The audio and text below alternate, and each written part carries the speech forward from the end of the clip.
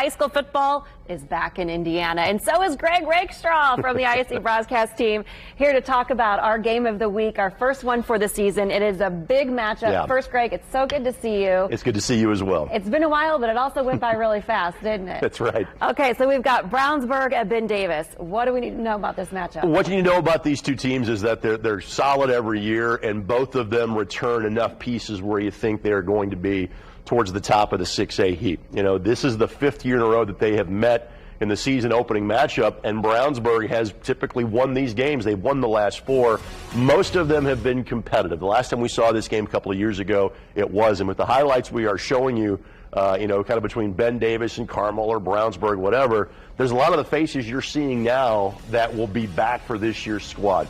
I know that starting quarterback returns for Brownsburg, they were really impressive up front, led by lineman Leighton Jones, who's going to play at the University of Iowa next year. So these are 2 solid teams, but Kylie, part of an overall bigger story that there is no dominant team in 6A locally this year. It's a really balanced group. That's going to be tough competition. It always amazes me that these kids commit to college before their senior year. Right. They already know where they're going to go. They're just that good, you know? Well, at this point, there are so many camps, and they are so recruited, and especially the kids that are going to play 2 or 3 years, and in some cases 4. For an example, there's a young man named Mark Zachary that will feature on both sides of the ball for Ben Davis in tomorrow night's game.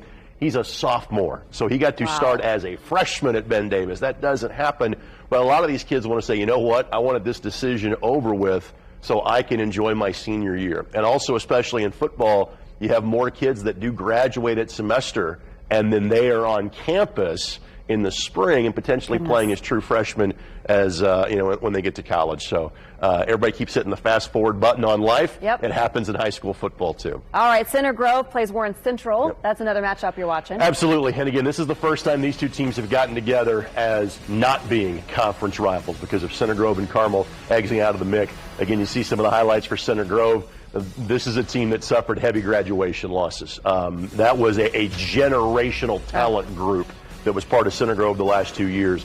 They are always going to be good. They are one of the teams that's in contention, but the gap between them and everybody else has gone away at this point. Other games you're watching? It's a great opening weekend. Trinity and Carmel. And so this has become kind of a rivalry in week number 1. Great kind of Midwestern battle. Trinity, obviously, as you well know, out of Louisville. There's a great pair of doubleheader games taking place at Lucas Oil Stadium in terms of Harrison and West Lafayette. But Brebeuf and Chittard. Brebeuf is now in 4A this year on enrollment. Chittard has gone back to 3A. There is not a shortage of really good games across central Indiana this week. Looking forward to it. Feel good to be back? It is always good to be spending time with you.